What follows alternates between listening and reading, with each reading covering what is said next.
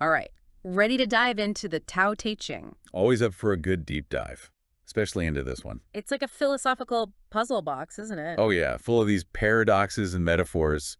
You think you're getting a handle on it. And then, bam, it throws another curveball. That's the beauty of it, though. Keeps you on your toes. So we're working with Stephen Mitchell's translation today. Excellent choice. Really brings the text to life. He has a knack for making these ancient ideas feel super relevant, even today. Totally. Okay, so where do we even begin with a text that's been pondered for centuries? Let's start with the heart of it all, the Tao itself. What exactly are we talking about here? Well, it's tricky. The Tao resists easy definition. It's like trying to nail down a cloud. Exactly. It's the source of everything, the underlying principle of the universe. But it's nameless, formless. How can you even begin to grasp something like that? It's not something you grasp with your mind. It's more about experiencing it. Feeling it, maybe? Exactly. And this is where the Tao Te Ching gets really interesting. Remember that line right at the beginning? The Tao that can be told is not the eternal Tao. It's like saying the minute you try to define it, it slips away. Exactly. Mitchell describes it as the source of the 10,000 things, which gives you a sense of its vastness and interconnectedness. He also uses the analogy of a well that never runs dry. Yeah, I love that image. It's like this inexhaustible source of creativity and potential. So how do we tap into this wellspring?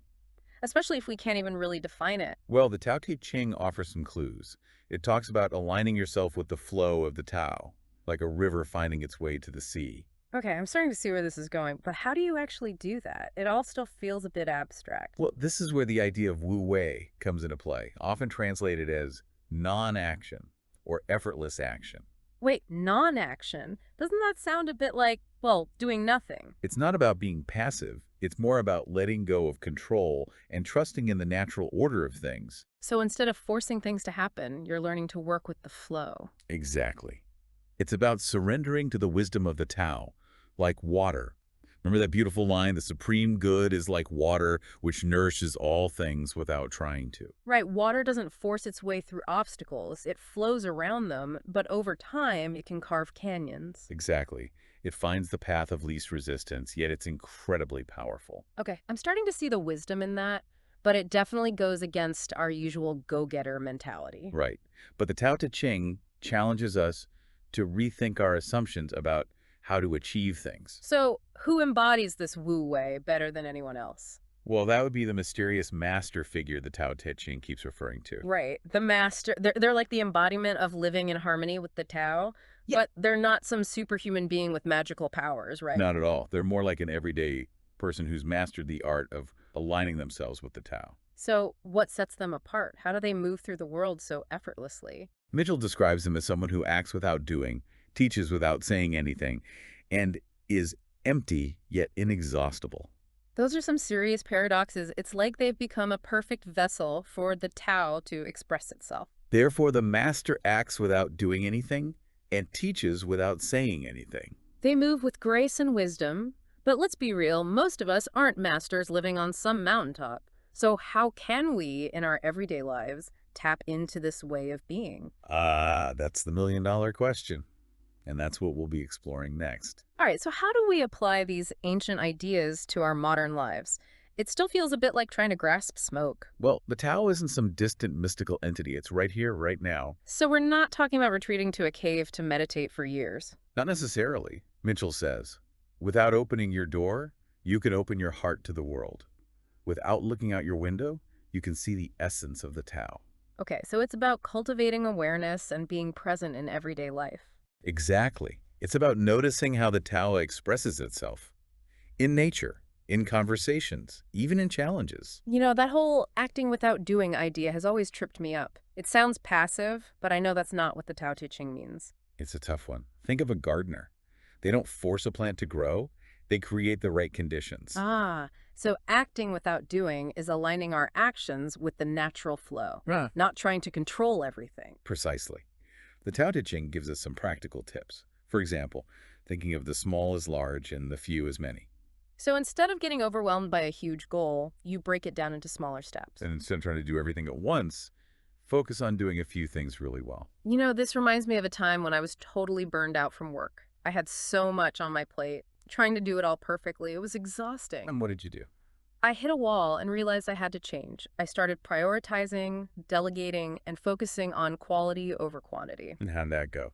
I got more done and felt way less stressed. Sounds like you stumbled upon Wu Wei without even knowing it. I guess I did. It's amazing how these ancient ideas still apply today. It's timeless wisdom. The Tao Te Ching also says, confront the difficult while it is still easy. Accomplish the great task by a series of small acts. So those big, daunting goals don't have to be stressful. Take a step back, assess, and find the easiest way forward. Sometimes that means breaking things down. This whole idea of effortlessness is so appealing, especially in our world where it feels like we're constantly battling. It reminds us that the master never reaches for the great, thus she achieves greatness. It's not about striving for external validation, but about doing what needs to be done with intention. Finding that flow state where action comes naturally. Exactly. Now, this brings us to another key teaching. Failure is an opportunity. Okay, that's a tough one to swallow. We're so conditioned to fear failure. I hear you. But the Tao Te Ching invites us to see failure differently, not as a setback, but a stepping stone. So instead of beating ourselves up, we can actually learn and grow from our mistakes. Think of a potter. When they make a mistake with the clay, they don't throw it away. They reshape it. I love that. So how do we become more like the potter, embracing our imperfections? Start by acknowledging mistakes without judgment. We all mess up. It's human. Being kind to ourselves instead of getting trapped in self-criticism. Exactly. Then ask yourself, what can I learn from this? How can I use this experience to grow and do better next time? Turning failure into fuel for positive change. The Tao Te Ching puts it beautifully. Failure is the foundation of success and the means by which it is achieved. It's like what doesn't kill you makes you stronger. But we're not just enduring, we're actively using it for growth. Developing resilience to navigate life's ups and downs. It makes me think that even the master isn't immune to failure. They just handle it differently. They don't let it define them or throw them off course.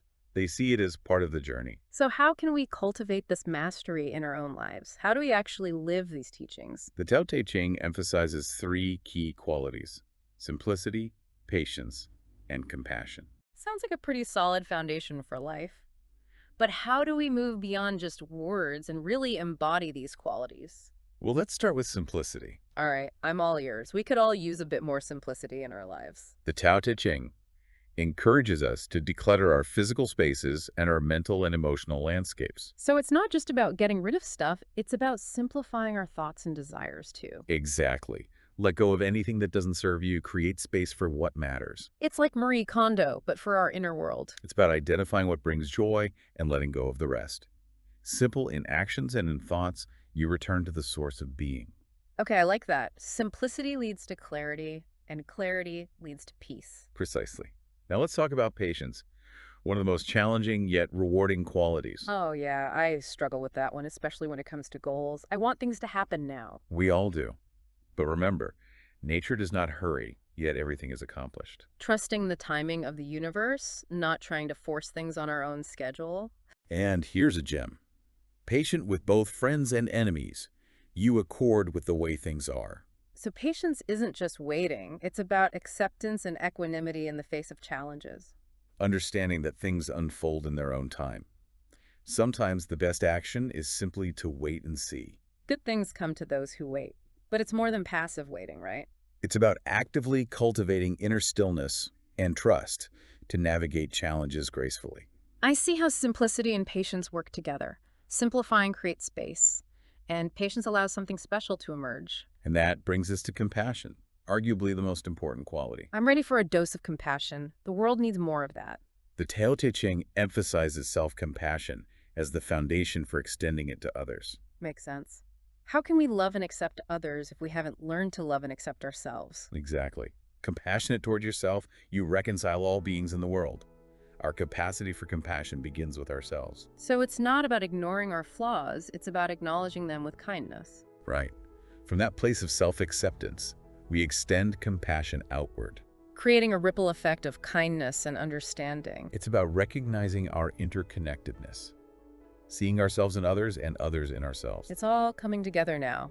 Simplicity, patience, and compassion. And when these qualities come together, we begin to embody the wisdom of the Tao Te Ching. This has been incredible, but it's also raised even more questions. That's the beauty of it. It's a text that keeps us exploring. And that's exactly what we'll do in the final part of our deep dive. We've really journeyed deep into the Tao Te Ching. It's been a wild ride, that's for sure. From the nature of the Tao.